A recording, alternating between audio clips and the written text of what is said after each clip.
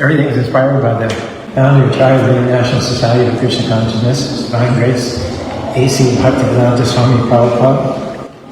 Om Bhagavati Nandasya Dharma Sahayak Chaksu Nivitamya Tajmai Sri Gurave Namaha Sri Chaitanya Visam Sthapitam Yena Bhutale Sayam Upakaramya Dharati Swakarantikam. Talk today about lasting change. I'm sure many of you have read a self-help book. You got inspired to turn over a new leaf, fix one or two things that you felt like you needed to fix in your life. You say to yourself, I'm going to try to be more friendly, more loving, more kind. I'm not going to spend so much money or use credit cards, get into debt. I'm not going to manipulate people anymore. I won't get so angry and go around upset all the time. This is good.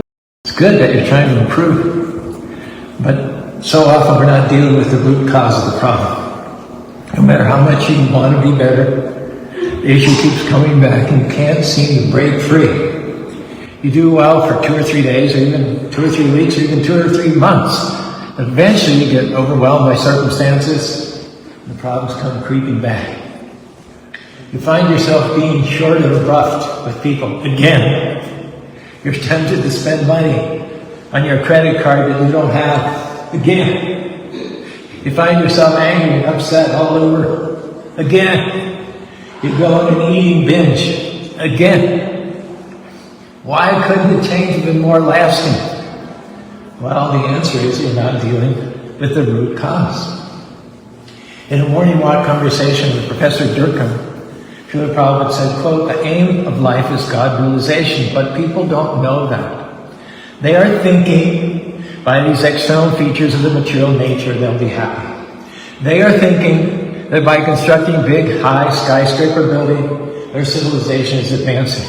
But they do not know this is not the aim of life. The real aim of life is to understand God. Utopian hope of happiness in this material world will never be fulfilled. The leaders, so-called scientists, technologists, called philosophers, others, they don't know what the aim of life is. They are blind men asking others to follow them. Now what happens when blind men follow another blind man? They both fall into a ditch. The root cause of suffering, Prabhupada goes on to say, is forgetfulness of God. Because they have forgotten God, that's the root cause of suffering. Now this Krishna conscious movement is trying to treat the patient by dealing and addressing the root cause. Let everybody remember God, then they'll be healthy and happy. We remedy the problem of forgetting God by chanting His holy names. Hare Krishna, Hare Krishna, Krishna Krishna, Hare Hare, Hare Rama, Hare Rama, Rama Rama, Hare Hare. In the heart of this ancient forest, there was a magnificent willow tree, named the Withershin's willow for the way that its branches seemed to twist counterclockwise against the sun. A beloved landmark, but lately it looked like it was ailing. Its once vibrant green leaves were turning brittle yellow. Its strong branches began to sag limply. The local botanist, her name was Alara, was called in. She checked out the tree, noted the discolored leaves, the overall droop, and she thought it's dehydrated, lacking nutrients. Her first instinct was to treat the visible symptoms. She ordered a special high-nutrient fertilizer. It was applied around the base of the tree, and she arranged for extra watering during dry spells. So you're all sitting on the edge of your seats to find out what happened. For some time, the willow seemed to perk up, seemed to revive. New green shoots appeared. The branches looked a little less forlorn. Everybody was happy. They believed that the Withershin willow was on the mend. But then, as time went by, the decline began again. The new shoots withered, the leaves reverted to a sickly yellow color, the branches sagged even lower than before. So the elaborate water and the fertilizing regime was proving ineffective over the course of time. The botanist Alara was puzzled. She treated the symptoms aggressively, and yet the problem came back. She decided that they had to do a more thorough investigation. So she began to examine the ground around the tree more closely, looking for anything unusual, and she felt that the soil was excessively compacted in certain areas. So with the help of a small team and a lot of shovels and a backhoe, they began to excavate around the base of the tree, digging deeper and deeper. As they went down past the healthy roots, they discovered something interesting. There was a large, ancient rock formation. It had been shifted by geological movement and pressed against a big portion of the willow's main top root, and was crushing that root, preventing the tree from absorbing water and nutrients effectively. The rock was the root cause of the tree's decline. They removed the offending rock and freed the taproot once again to breathe, to expand, and to absorb nutrients. And after dealing with this hidden problem, the willow finally began to draw the nourishment it needed, allowing the other treatments, the watering and the special fertilizer, to take hold, and the tree began once more to flourish. In the same way, too many people never really look inside and get honest with themselves. Don't get down to the root of the problem. They just deal with the superficials. They may be negative. Maybe they can't get along in relationships. Perhaps they have low self-esteem, severe financial issues, or some other chronic problem. They try to improve their behavior, and that's good. But many times the results are only short-lived because they're not dealing with the root. So the permanent changes they hope for never really manifest. They end up spinning their wheels in the same spot, circling around the same area year after year after year. From the Śrīmad Bhagavatam, there's a good story in this connection. Vyāsadeva, a literate incarnation of God, had compiled the 4 Vedas, as well as the Mahābhārata, 18 Purāṇas, and the Vedānta-sūtra. Huge, huge work. And yet, after all of that, he felt profoundly depressed, sad, and restless. He performed a colossal service to humanity by making all material knowledge accessible. He'd written about the 4 main goals of material life: Dharma, Artha, Kāma, and Mokṣa. Righteousness, economic development, sense gratification, and ultimately liberation. So these 4 are considered the main pillars of religious life. Now, despite his perfect description of these duties and their benefits, he still felt a deep sense of emptiness and anxiety. He treated all the symptoms described of a pious, righteous, religious life, and yet that did not serve to dissipate the deep sense of disquiet. His spiritual master, Narada Muni, arrived on the scene and immediately diagnosed the true cause of his disquiet. He says, "You've described the 4 general aims of life, but you have yet to glorify the transcendental qualities of Krishna, the Supreme Personality of Godhead." In other words, up to date, you focus too much on how a person should live and how a person should manage their what? Temporary material affairs, the symptoms, and you have not written adequately on the actual identity of the soul and its eternal relationship with the Supreme Soul, the root cause. So Narada's point was that all material endeavors, even if they're religious, even if they're pious, even if they're moral, are nevertheless superficial, because the soul has nothing to do with this material world. And as long as one focuses primarily on the body and the mind, even for fixing problems like anger or financial distress, the soul's original eternal satisfaction will remain suppressed.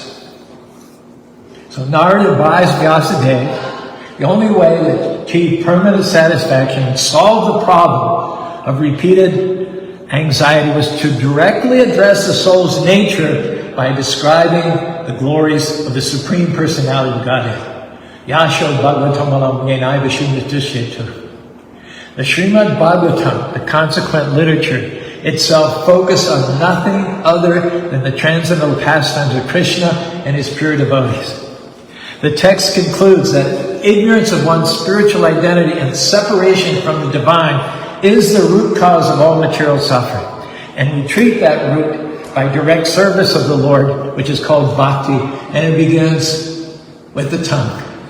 Hare Krishna, Krishna Krishna, Hare Hare, Hare Rama, Rama Rama, Hare. But once the story shows up, Vyāsadeva was doing everything right on the surface, publishing perfect, flawless spiritual literature.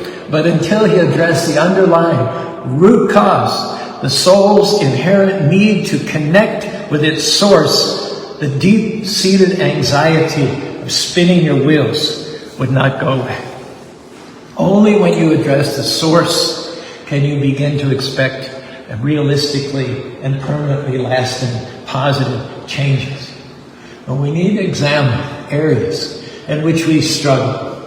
Is your spouse really at fault? Is it your upbringing? Is it your environment? Or could it be that we have something deep within us that's causing us to be infected?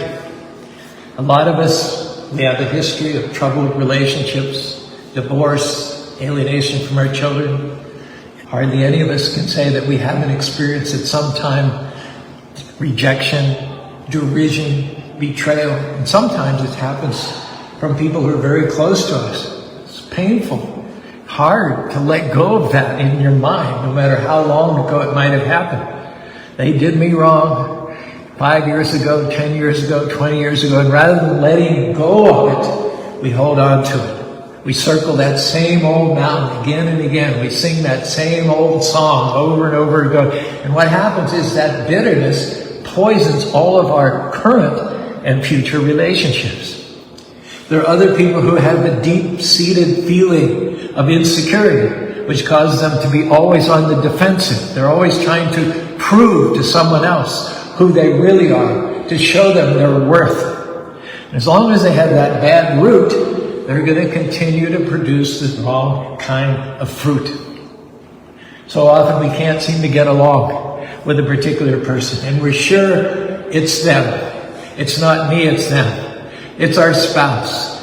We're sure it's our boss. We're sure it's our co-workers. Anything to avoid our having to face our own attachments and illusions. But wait, hold on there. Could the problem be in ourselves? Could it be that I have a root of pride causing me to withhold forgiveness, or blinding me, making me deaf to someone else's opinion? And then we make it worse by going on and making excuses for our behavior, blaming other people. It was the circumstances, even blaming God. Why, God, did you make me this way? Well, here's a newsflash. Krishna didn't make you that way. The person that you are today was created by your own individual choices. So our encouragement today is to unlock the door, open your heart, and let the Lord's love flood into every crevice, nook, and cranny, and dark place in your heart. People always ask us about the significance of the lotus flower. It grows within mud and opaque water. Not ideal circumstances. And yet, it remains above the circumstances in which it's produced because it never gets muddy and never gets wet. You can splash the lotus flower with all the water you want, and within a few minutes, the water will beat it up and slough off, and it'll be bone dry again. Therefore, it can be said of the lotus flower, it's in the water but not of the water. Right. We need to think of ourselves in the same way, as being in the world but not of the world. We're passing through, learning valuable lessons about ourselves and our relationship with the Supreme. Nothing matters in this world beyond its ability to teach us what we need to know in order to go back to home, back to God. Hare Krishna, Krishna Krishna, Hare Hare, Hare Rama, Rama Rama, Hare Hare. Make sure you're not letting the mud of life get onto you. If you have areas in your life where you constantly struggle and you can't seem to get free, then you need to ask Krishna to show you what attachments are holding you back. Help me, Lord, to change. Help me, Lord, to get to the root of my problems. Prabhupada says these words. We've got attachment. We've got attachment for our family, for our home, for our children, for our wife, for our society, for our nation, for our country, and so on and so on and so on. Attachment is there. But if you hold on tight with these things, you'll never be free from the material condition of life. This key is to divert your attachment to Krishna. Krishna is above the darkness, the temporality, the ignorance, the misery of matter. Attaching oneself to Krishna is the same as detaching oneself from all of those negatives. That is the Krishna consciousness movement. It acknowledges attachment. Not that attachment is wrong, but we have attachment for the wrong things, for false, temporary things. If we divert our attachment, that's Krishna consciousness. That's liberated life. Hare Krishna, Krishna Krishna, Hare Hare, Hare Rama, Rama Rama, Hare Hare. I heard a story about a man who saw something interesting when he visited Niagara Falls with his family. It was spring. Blocks of ice were rushing down the river, and as he viewed these blocks of ice flowing down the river towards the falls, he could see that there were dead fish embedded in the blocks of ice, and standing on those blocks of ice were seagulls who were pecking at the flesh of those fish. And as those seagulls came to the brink, the edge of the falls, their wings would go out and they would lift themselves up and escape as the block of ice went over the falls. Now he watched one gull who seemed to delay. He wondered when the gull was going to take flight.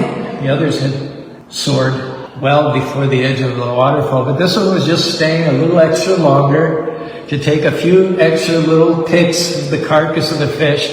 And when it kindly came to the edge and the block of ice was starting to tip over, at that time he decided he would stretch out his powerful wings and flap and flap and flap and flap. But the problem was his feet had been frozen into the block of ice.